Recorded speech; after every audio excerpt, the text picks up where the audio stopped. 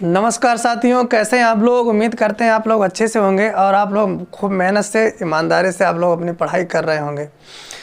तो जैसा कि आपको पता है क्लास 12 की फ़िज़िक्स स्टार्ट हो गई है। फ़िज़िक्स में फिजिकल केमिस्ट्री बेटा हो गया है। फिजिकल केमिस्ट्री का एक लेक्चर ऑलरेडी हमने अपलोड कर दिया गया। उस क्लास में हम लोगों ने क्या सीखा था? उस क्लास में हम लोगों ने सीखा था कि ठोस क्या होते हैं और ठोस कितने प्रकार का होता है बेटा। ठोस का क्लासिफिकेशन उसमें हम लोगों ने देखा 2 प्रकार का होता है। वो ठोस का जो क्लासिफिकेशन हम लोगों ने किया था 2 प्रकार का, वो किस आधार पे किया गया था, याद है किसी को? यदि याद है बेटा आप कमेंट करके मुझे बताएं। यदि किसी को याद है तो मुझे कमेंट करके बताएं कि वो ठोस कितने प्रकार के होते थे और वो किस आधार पर उसका क्लासिफिकेशन किया गया था बेटा। तो ठोस 2 प्रकार का हुआ करता था बेटा। कितने प्रकार का? 2 प्रकार का। एक क्रिस्टलाइन ठोस और एक एमॉर्फस। पहला क्या था बेटा? क्रिस्टलीय ठोस। ठीक है बेटा, पहला क्या था? क्रिस्टलीय। पहले को क्या कहा गया था? क्रिस्टलीय। दूसरे को अक्रिस्टलीय। पहला था क्रिस्टलीय, दूसरा क्या था? अक्रिस्टलीय। इसको आप कहते हो क्रिस्टलाइन। क्या कहते हो बेटा? क्रिस्टलाइन। इसको आप कहते हो एमॉर्फस। तो किस आधार पर इसका क्लासिफिकेशन किया गया था? कणों की व्यवस्था के आधार बेटा। याद आ रहा सबको? सबको याद आना चाहिए बेटा, ये सबको याद होना चाहिए। कणों की व्यवस्था के आधार पर क्लासिफिकेशन किया गया 2 प्रकार से। पहला था क्रिस्टलाइन सॉलिड, दूसरा क्या है बेटा? Amorphous solid. क्रिस्टलाइन और एमॉर्फस। तो आपने देखा था क्रिस्टलाइन क्या होता है, इसमें कणों की बेटा एक रेगुलर 3D व्यवस्था पाई जाती है। क्रिस्टलाइन सॉलिड में कणों की रेगुलर 3D व्यवस्था पाई जाती है, उसे क्रिस्टलाइन कहते हैं। और अक्रिस्टलाइन में कोई नियमित व्यवस्था नहीं पाई जाती है। इसके जो अवयवी पार्टिकल होते हैं इसे रैंडमली बेटा डिस्ट्रीब्यूटेड होते हैं, इसमें कोई रेगुलर व्यवस्था नहीं पाई जाती बेटा। आज क्रिस्टलीय और अक्रिस्टलीय ठोसों की 2 बहुत ही महत्वपूर्ण बेटा प्रॉपर्टी करने चल रहे हैं। मतलब ठोसों की 2 बहुत ही बेहतरीन क्वालिटी के बारे में पढ़ने चल रहे हैं। 2 बहुत ही बेहतरीन, बहुत ही महत्वपूर्ण इंपॉर्टेंट गुण के बारे में पढ़ने चल रहे हैं, जिसका नाम बेटा बोर्ड पे पहले से ही मैंने लिखा है, आइसोट्रॉपी एंड अनआइसोट्रॉपी। इधर हम मिटा दे रहे हैं, आप ध्यान से समझिए बेटा। तो आइसोट्रॉपी क्या होता है और अनआइसोट्रॉपी क्या होता है, सबसे पहले बेटा समझ लेते हैं। देखिए, यहाँ अगर रेगुलर अरेंजमेंट है बेटा, कणों का अगर रेगुलर अरेंजमेंट है तो उसे हम क्रिस्टलीय सॉलिड कहते हैं। और अगर कणों का इरेगुलर अरेंजमेंट है तो उसे हम अक्रिस्टलीय सॉलिड कहते हैं। यहाँ पर हमने 2 मॉडल बनाया है। अब इन दोनों मॉडल को देख करके बेटा आपको समझ में आ ही गया होगा कौन सा क्रिस्टलीय है और कौन सा अक्रिस्टलीय बेटा। यस बच्चों, ये जो रेगुलर अरेंजमेंट आप देख रहे हो ये क्रिस्टलीय सॉलिड का है। किसका है? क्रिस्टलीय सॉलिड का। और ये वाला जो है वो किसका बेटा? एमॉर्फस का है। किसका है बेटा? एमॉर्फस। तो ये अक्रिस्टलीय का है और ये क्रिस्टलीय का है। जिसमें कणों की एक निश्चित 3D व्यवस्था होती है वो क्रिस्टलीय होते हैं, जिसमें अनियमित व्यवस्था होती है वो क्या होते हैं? एमॉर्फस होते हैं बेटा। ऐसा पाया गया बेटा, ऐसा पाया गया। आप पेन लेकर के बैठिए, कॉपी लेकर के बैठिए बेटा। जो कुछ भी हम पढ़ा रहे हैं उसको आपको नोट करना है। बिना नोट किए आपको कोई काम नहीं करना है। वीडियो को बस ऐसे ही नहीं देखना बेटा। अगर आप बिना नोट किए चले गए वीडियो देख करके, आप सब कुछ भूल जाओगे तो फिर ये टाइम वेस्ट ही माना जाएगा बेटा। आपका टाइम ही वेस्ट हुआ। इसलिए आप पेन ले लीजिए, कॉपी ले लीजिए। जो कुछ भी हम पढ़ा रहे हैं रफ पर ही बेटा। अगर आपका फेयर कंप्लीट है तो कुछ ना कुछ नई बातें आप ज़रूर मिलेंगी आपको। आप किसी भी टीचर से यूट्यूब चैनल पे पढ़े हो या ऑफलाइन चैनल पे पढ़े हो बेटा, या ऑफलाइन पर पढ़े हो, निश्चित रूप से हमारे वीडियो में कुछ ना कुछ नया आपको मिलेगा, कुछ ना कुछ नया कंसेप्ट सीखने को आपको मिलेगा बेटा। ये हमारी गारंटी है बेटा। कुछ ना कुछ नया आपको जरूर मिले जो आपके बोर्ड से रिलेटेड होगा, जो आपके कंपटीशन से रिलेटेड होगा।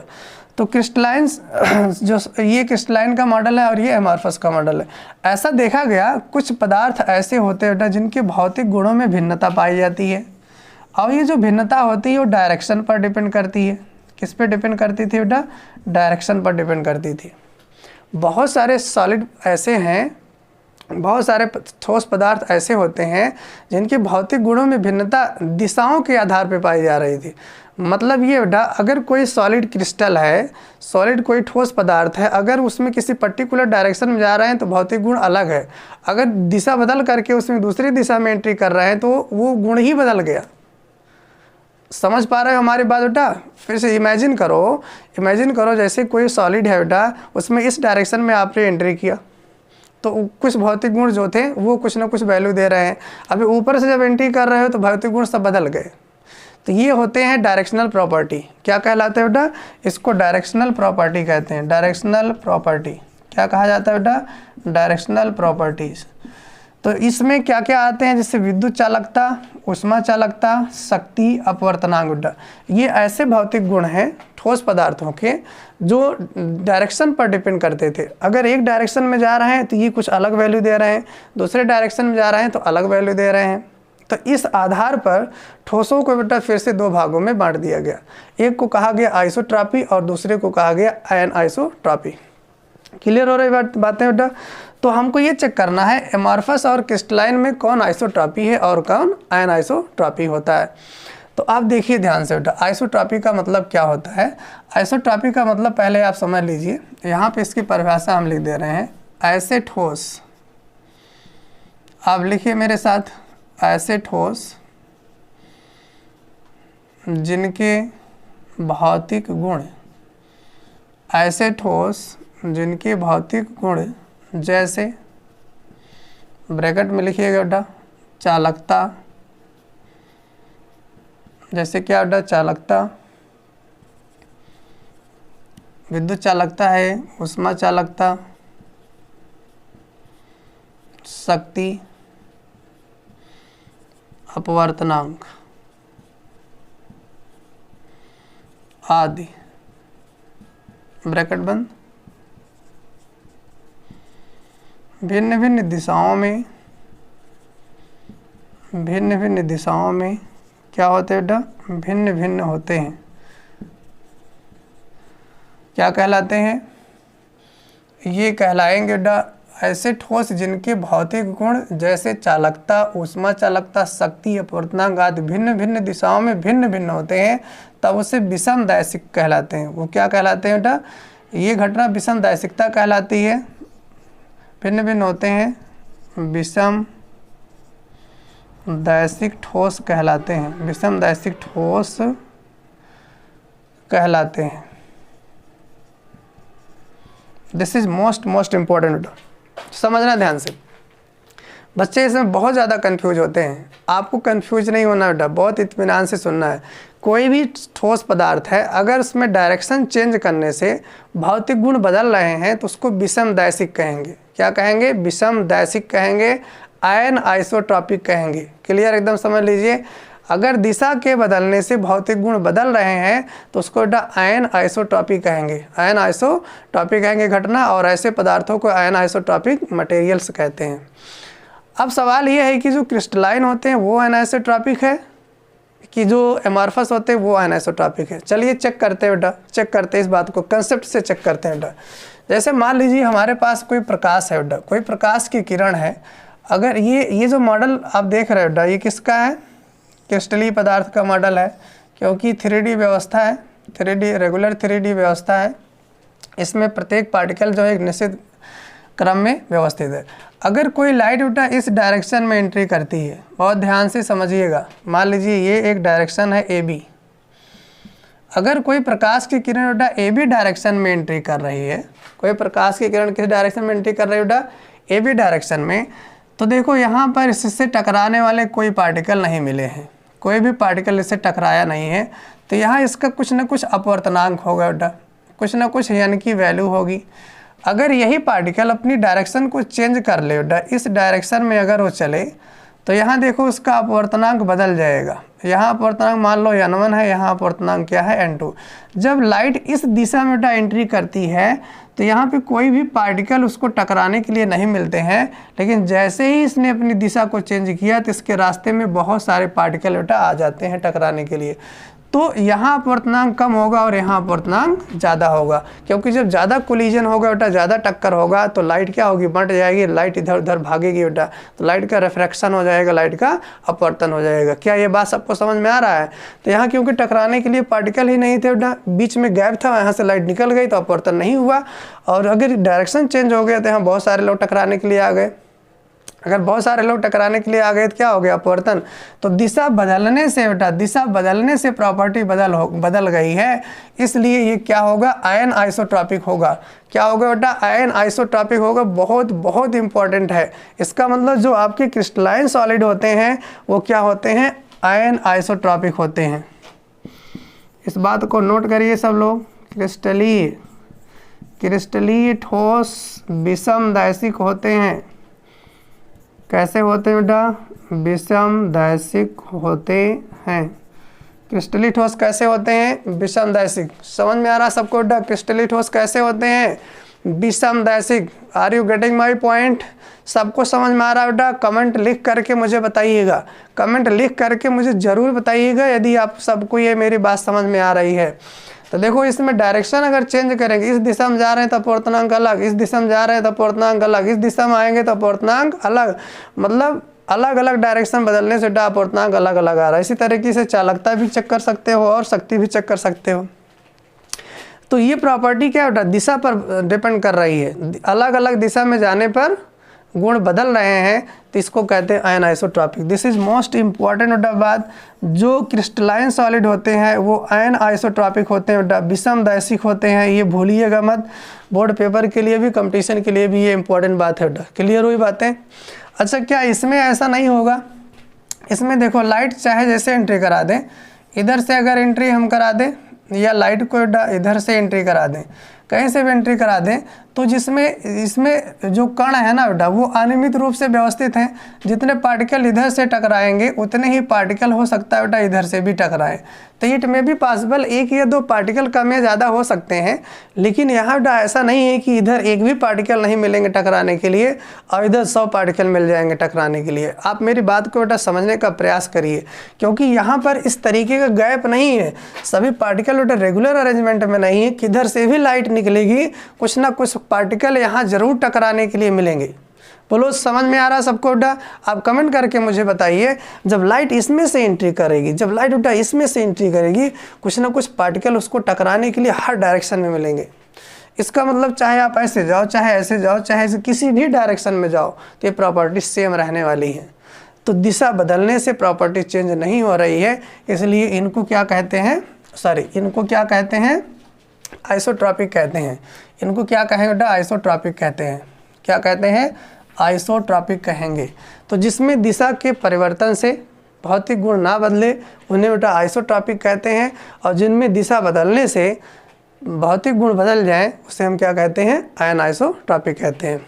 अब बताओ एमॉर्फस क्या होते हैं, आइसोट्रॉपिक होते हैं या आयन आइसोट्रॉपिक होते हैं? एक्चुअली में ये कुछ बच्चे यहाँ से कंफ्यूज हो रहे होंगे, इसको हम थोड़ा चेंज कर देते हैं हेडिंग ही। तो ये क्रिस्टलाइन का था। क्रिस्टलाइन क्या होते हैं बेटा, आयन आइसोट्रॉपिक होते हैं, आयन आइसोट्रॉपी। और एमॉर्फस क्या होते हैं बेटा, आइसोट्रॉपिक होते हैं। अब क्लियर हुआ सबको? तो एमॉर्फस जो होते हैं बेटा वो आयन आइसोट्रॉपिक होते हैं, आइसोट्रॉपिक होते हैं। एमॉर्फस क्या होते हैं, एमॉर्फस आइसोट्रॉपिक होते हैं, और जो क्रिस्टलाइन सॉलिड होते हैं वो आपके क्या होते हैं, आयन आइसोट्रॉपिक।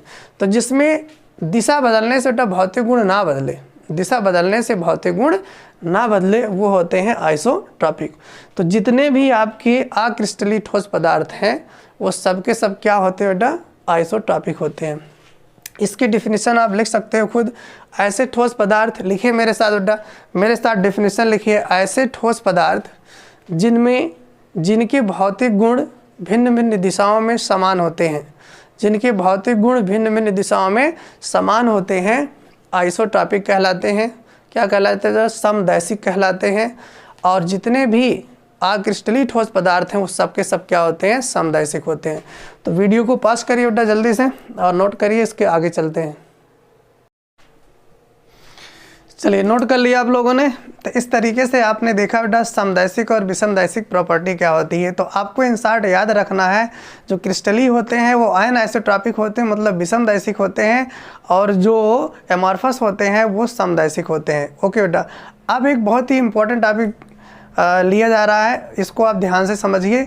आप इसको ज़रूर नोट करिएगा क्योंकि बोर्ड के पेपर में ज़रूर 2 नंबर 1 नंबर में पूछा जाता है। अक्सर ये क्वेश्चन जो है बोर्ड में पूछा गया है, 1 नंबर 2 नंबर में पूछा गया है। हेडिंग क्या है आप बना लीजिए, क्रिस्टलीय तथा अक्रिस्टलीय ठोसों में अंतर। हेडिंग आप लिखिए बेटा, आप ज़रूर लिखते रहा करिए हमारे साथ, क्रिस्टलीय तथा अक्रिस्टलीय ठोसों में अंतर। तो कुछ महत्वपूर्ण बेटा बेसिक अंतर से है, उसको समझ लेते हैं, आराम से समझते हैं इसको। मेरे साथ आप याद करते चलिएगा, ऐसा नहीं कि आप एक बार लिखोगे फिर याद करने के लिए अलग से टाइम निकालेंगे, नहीं बेटा। आप अभी का अभी आप मेरे साथ याद करते चलिए चीज़ों को। जैसे ही आप याद करते चलेंगे चीज़ों को, वैसे वैसे आपके ऊपर जो बर्डन है बेटा, आपके ऊपर जो बोझ है वो हल्का होता चला जाएगा। तो देखिए, इधर एक तरफ आप लिखेंगे क्रिस्टलीय, दूसरी तरफ आप लिखेंगे बेटा अक्रिस्टलीय। जो सबसे पहला अंतर है, कणों की निश्चित त्रिविमीय व्यवस्था होती है और इसमें कण जो होते हैं वो अव्यवस्थित होते हैं बेटा। जो क्रिस्टलीय सॉलिड होते हैं, क्रिस्टलीय सॉलिड की डिफिनेशन ही है जिसमें जो अवयवी पार्टिकल होते हैं बेटा वो निश्चित 3D व्यवस्था में अरेंजमेंट होते हैं। उनके जो अवयवी कण होते हैं एक निश्चित व्यवस्था में फिक्स होते हैं, एक निश्चित ज्यामिति रखते हैं बेटा, एक निश्चित आकृति रखते हैं। जबकि जो अक्रिस्टलीय ठोस होते हैं उनके जो पार्टिकल होते हैं वो अनियमित रूप से व्यवस्थित होते हैं। This is the first difference. समझ में आया बेटा? ये इनके पास एक निश्चित 3D व्यवस्था होती है, त्रिविमीय व्यवस्था में फिक्स होते हैं, और इनके पास ऐसी कोई व्यवस्था नहीं होती है। दूसरा बेटा, ये दीर्घ परासी होते हैं। This is most important. ये क्या होते हैं? दीर्घ परासी, जबकि ये लघु परासी होते हैं। इसका मतलब बच्चे समझ नहीं पाते हैं। आप बहुत इत्मीनान से सुनिए, हम आपको समझा रहे हैं। दीर्घ परासी होने का सेंस क्या है? जैसे अभी मैंने आपको बताया, जो क्रिस्टलीय सॉलिड होते हैं उसमें रेगुलर अरेंजमेंट होता है। जैसे एक के बाद एक, फिर दूसरे के बाद फिर तीसरे के बाद चौथा, चौथे के बाद पांचवा, इस तरीके से मतलब एक निश्चित बेटा क्रम होता है। उसके बाद अगर आपको सॉलिड ना दिखाया जाए तभी आप जान जाओगे अगला क्या होगा। मतलब आप थोड़े से पदार्थ की स्टडी कर लो बेटा। क्रिस्टलीय पदार्थ कुछ ऐसे होते हैं, आप समझिए। अगर आप थोड़े से भाग का, जिसको आप यूनिट सेल कहेंगे अभी आगे चल करके, जिसको आप यूनिट सेल कहोगे बेटा, एक बहुत स्मॉलेस्ट पार्ट का, बहुत थोड़े से भाग का स्टडी कर लो, तो बाकी की जो आगे की भाग है बेटा सेम गुण प्रदर्शित करेंगे, सेम संरचना प्रदर्शित करेंगे। आप चाहे जितना बड़ा पदार्थ ले लीजिए। समझ पा रहे हो हमारी बात? आप छोटे से भाग की स्टडी कर लीजिए, उसकी संरचना, उसके भौतिक गुण, जितने भी प्रॉपर्टीज़ हैं वो पूरे पदार्थ चाहे जितना बड़ा ले लीजिए, चाहे जितना भारी ले लीजिए, वो सेम प्रॉपर्टी बेटा शो करेंगे। इसको कहते हैं दीर्घ परासी। इसको क्या कहते हैं? दीर्घ परासी। जैसे बेटा आप क्लास में जाओ, किसी क्लास में अगर हर स्टूडेंट जो है एकदम सिस्टम से बैठा हुआ है, मतलब पहले बेंच पे 5, दूसरे पर भी 5, तीसरे पर भी 5, चौथे पर भी 5, ऐसे अगर 20 लाइनें लगी हुई हैं, सब पर 5-5 स्टूडेंट बैठे हुए हैं, तो कोई भी टीचर हो या कोई भी व्यक्ति हो, अगर एक बेंच की स्टडी कर ले, 2 बेंच की स्टडी कर ले, 3 बेंच की स्टडी कर ले, और बता दिया जाए कि यहाँ पे रेगुलर अरेंजमेंट है बच्चों का, तो वो 7, 8, 9, 10 इसके बाद के जो बेंचेज हैं उसको वहाँ स्टडी करने की ज़रूरत नहीं, वो अपने आप जान जाएगा कि वहाँ सब भी 5 बच्चे हैं। इसको कहा जाता है बेटा दीर्घ परासी। अब आपको समझ में आया? लघु परासी क्या होते हैं? लघु परासी का मतलब थोड़ी दूर जाने के बाद उनका पैटर्न बेटा बदल जाएगा।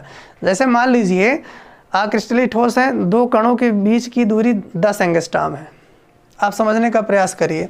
मान लीजिए ये 2 पार्टिकल हैं, 4 पार्टिकल हैं, इनके बीच की डिस्टेंस जो है आपको कितना मिली? 10 एंगस्ट्रॉम। यहाँ भी 10 एंगस्ट्रॉम, यहाँ भी 10 एंगस्ट्रॉम। लेकिन अगला 10 एंगस्ट्रॉम होगा, इसके बारे में आप नहीं कह सकते हो। ये 100 एंगस्ट्रॉम भी हो सकता है। समझ में आया? ये मतलब कुछ दूर तक सेम हो सकते हैं, बहुत शॉर्ट रेंज के लिए सेम हो सकते हैं, लेकिन बहुत दूर तक जाने के बाद बेटा ये इनका पैटर्न बदल जाता है। इनके अणुओं के बीच की दूरी कम भी हो सकती है और ज़्यादा भी हो सकती है, लेकिन यहाँ पर ऐसा नहीं है बेटा। अगर क्रिस्टलीय है तो आप 1 नहीं 1000 ले लीजिए, चाहे जितना लाइंस ले लीजिए, सबके अणुओं के बीच की दूरी सेम होती है। अणुओं के बीच की ही दूरी नहीं बेटा, जितने भी प्रॉपर्टी होती है, शेप, साइज, ज्योमेट्री, स्ट्रक्चर, संरचना, सब कुछ बेटा वो सेम होता है। क्लियर हुई बातें? ओके। आकृति निश्चित होती है, इनकी आकृति निश्चित नहीं होती है। ये भी वही बात है बेटा, जो क्रिस्टली सॉलिड होते हैं एक निश्चित शेप में होते हैं, निश्चित संरचना में होते हैं, जबकि इनका कोई निश्चित आकार नहीं होता है, किसी भी आकार में पाए जा सकते हैं, किसी भी शेप और किसी भी शेप और संरचना में ये पाए जाते हैं। ओके, अगला बेटा जो पॉइंट है that is very very important. जो क्रिस्टली सॉलिड होते हैं उनके गलनांक और क्वथनांक निश्चित होते हैं, जबकि जो अक्रिस्टली सॉलिड होते हैं उनके गलनांक और क्वथनांक बेटा निश्चित नहीं होते। This is most important point बेटा, आप समझने का प्रयास करिएगा। मतलब ये हो गया जैसे कोई भी सॉलिड अगर है, क्रिस्टली सॉलिड है, तो उसका एक फिक्स बेटा टेम्परेचर होगा, उस टेम्परेचर पर जाकर के वो पिघलना चालू कर देगा, उस टेम्परेचर पर जाकर के पिघलना चालू कर देगा। जैसे मान लीजिए हमारे पास बेटा कोई एक मेटल है ए, जिसका गलनांक बेटा, इसका एक गलनांक फिक्स होगा बेटा। तो ऐसे आप समझिए, मान लीजिए कोई मेटल है बेटा ए है, जब इसका टेम्परेचर बढ़ाएंगे टाइम के साथ, एक ग्राफ हम ले रहे हैं, ये एक्स एक्सिस है, ये वाई एक्सिस है, ये टाइम है बेटा, और यहाँ पे वाई एच पे हम क्या लिख रहे हैं, टेम्परेचर। आप ध्यान से समझिएगा इस बात को। कोई मेटल है, कोई भी क्रिस्टली पदार्थ है, उसका टेम्परेचर हम समय के साथ साथ बढ़ा रहे हैं, हम बढ़ा रहे हैं, बढ़ाते बढ़ाते बढ़ाते ये बढ़ रहा है। एक समय ऐसा आएगा जब हम टेम्परेचर देते रहेंगे लेकिन इसका टेम्परेचर बढ़ना बंद हो जाए बेटा। देखो हम टेम्परेचर दे रहे हैं लेकिन इसका टेम्परेचर बढ़ना बंद हो जाएगा। टेम्परेचर बढ़ना बंद क्यों हुआ? क्योंकि अब ये गलना प्रारंभ हो गया बेटा। अब इसका ये मेल्टिंग पॉइंट आ गया है। कौन सा पॉइंट आ गया है? Melting point. एक फिक्स टेम्परेचर पर ये जा करके बेटा गलना चालू हो जाएगा। जब तक पूरा का पूरा मटेरियल गल नहीं जाएगा तब तक बेटा इसका टेम्परेचर बढ़ेगा नहीं। जब पूरा गल जाएगा तब इसका टेम्परेचर फिर से वापस बढ़ना चालू होगा। अब जब ये गलना चालू हुआ उस टाइम इसका टेम्परेचर क्यों नहीं बढ़ रहा है? क्योंकि बेटा यहाँ अवस्था परिवर्तन हो रहा है। बहुत ध्यान से आप समझिएगा बेटा, ये फिजिक्स की थोड़ी सी इसमें कंसेप्ट लग रही है। जैसे लोहा है, लोहे को आप क्या कर रहे हो? गर्म कर रहे हो। लोहे को आप गर्म कर रहे हो, तो गर्म कर रहे हो, उसका टेम्परेचर बढ़ रहा है, बढ़ रहा है, बढ़ रहा है। एक समय ऐसा आएगा बढ़ना, उसका टेम्परेचर बंद हो जाएगा, और जब टेम्परेचर बढ़ना बंद हो जाएगा उस समय पिघलना चालू हो जाएगा, और तब तक उसका टेम्परेचर नहीं बढ़ेगा जब तक पूरा का पूरा लोहा पिघल ना जाए। और वही उसका गलनांक होगा बेटा। एक फिक्स टेम्परेचर होगा। जितनी भी धातुएं हैं उनका टेम्परेचर फिक्स होता है बेटा गलने का, उनका क्वथनांक होता है फिक्स। समझ में आ रही बातें बेटा? जब वो गलने पे पहुंचेंगे, जब वो क्वथन पे पहुंचेंगे, उसका टेम्परेचर फिक्स हो जाता है, फिर बढ़ता नहीं, आप चाहे जितना एनर्जी देते रहिए। तो ये होता है। और क्योंकि सभी धातुएं, सभी में से धातुएं होती है क्रिस्टली, इसलिए हमने उसका उदाहरण लिया। टेम्परेचर बढ़ रहा है, जब बेटा वो गलना चालू करती है तो टेम्परेचर उसका क्या होता है बेटा? बढ़ना बंद हो जाता है। तो इसलिए इनका एक शार्प बॉइलिंग पॉइंट और शार्प मेल्टिंग पॉइंट होता है बेटा। दिस इज मोस्ट इंपॉर्टेंट बात बेटा, इंपॉर्टेंट फैक्ट है। जितने भी क्रिस्टली सॉलिड होते हैं तो उनके गलनांक और क्वथनांक निश्चित होते हैं, ये आप याद कर लीजिएगा, जबकि इनके गलनांक और क्वथनांक निश्चित नहीं होते। जैसे रबड़ है बेटा, रबड़ है बेटा, प्लास्टिक है। जब आप इनको जलाओगे ना, रबड़ में जैसे आग लगाओगे, आग जलाओगे बेटा, वो तुरंत गलना चालू कर देता है। ठीक, तुरंत गलना चालू कर देता है। ऐसा नहीं कि उस टेम्परेचर पर वो गल ही जाता है, उसका टेम्परेचर बढ़ता रहता है। हर टेम्परेचर पर गलेगा बेटा। अगर आप उसको 100 डिग्री सेल्सियस पर रख दिए तो वहाँ भी गलना चालू हो जाएगा, 200 पर रख दिए तो वहाँ भी गलना चालू हो जाएगा, अगर उसको 70-80 पर रखे हो वहाँ भी गलना चालू हो जाएगा। मतलब उसका कोई फिक्स टेम्परेचर नहीं बेटा, उसका कोई फिक्स टेम्परेचर नहीं, गलना चालू, वो गलेगा नहीं। अभी जैसे यहाँ पर है, जैसे लोहा है, लोहा को आप गर्म करते रहो, वो गलेगा नहीं बेटा। जब तक वो अपने गलनांक पर नहीं पहुँच जाएगा तब तक वो गल नहीं सकता। उसका एक फिक्स पॉइंट है बेटा, फिक्स टेम्परेचर होता है, उसी पर गलना चालू होगा। लेकिन रबर हुआ, प्लास्टिक हुआ, जितने भी अमॉर्फस सॉलिड हैं, वो किसी भी टेम्परेचर उनको देते जाओ, वो थोड़ा थोड़ा पिघलना चालू कर देंगे, और हाई टेम्परेचर तक पिघलते ही जाएंगे। तो इनका एक रेंज होता है। क्या होता है? एक रेंज होता है, इतने से इतने के बीच में वो पिघलते रहते हैं। उनका कोई फिक्स जो है बॉइलिंग पॉइंट और मेल्टिंग पॉइंट नहीं होता है। विषमदैशिक होते हैं, अभी इसके पहले मैंने बताया बेटा। जो क्रिस्टली सॉलिड होते हैं ये डायरेक्शनल होते हैं, मतलब भिन्न भिन्न दिशाओं में इनकी प्रॉपर्टी क्या होती है? अलग अलग होती है। जैसे क्वथनांक हुआ, अपवर्तनांक हुआ, विद्युत चालकता हुआ, उष्मा चालकता हुआ, शक्ति हुई। अगर अलग अलग डायरेक्शन में हम एंट्री करते हैं तो ये चीज़ें बदल जाती हैं, इसलिए इसको कहा जाता है विषमदैशिक, जबकि ये क्या होते हैं बेटा? समदैशिक होते हैं। ओके। और छठवां क्या है? जब क्रिस्टली सॉलिड को बेटा हम काटते हैं, किसी धारदार हथियार से जब काटते हैं क्रिस्टली सॉलिड को, तो बेटा समतल प्लेन में हमेशा कटता है। कैसे कटता है? समतल प्लेन में कटता है बेटा। जबकि जो एमॉर्फस होते हैं उनको अगर हम काटेंगे तो कभी भी समतल प्लेन में नहीं कटते हैं। मतलब ये बेटा, जैसे मान लीजिए ये आपके पास बेटा कोई क्रिस्टल है, ये क्या है? ये कोई क्रिस्टल है। इसको आप ऐसे अगर काट देंगे तो ऐसे जब आप काटेंगे तो ये 2 भागों में कट जाएगा। कितने भागों में कट जाएगा बेटा? 2 भागों में कट जाएगा। इसकी जो प्लेन होगा ना, जो प्लेन सतह होगी बेटा, वो एकदम स्मूथ।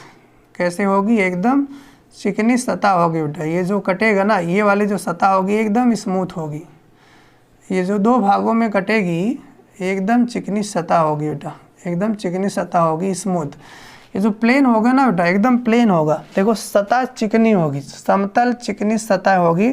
चाकू से जब आप काट दो या किसी भी भारी धारीदार हथियार से आप काटोगे, एकदम सतह चिकनी होगी। जैसे आप लोहा को काटो, चांदी को काटो, सोने को काटो, तो उसका जो कटने वाला जो प्लेन होता है बेटा, देखो कितना चिकना होता है बेटा, एकदम प्लेन होता है, उसमें कोई रफ नहीं होता है, एकदम चिकनी सतह में वो कटता है।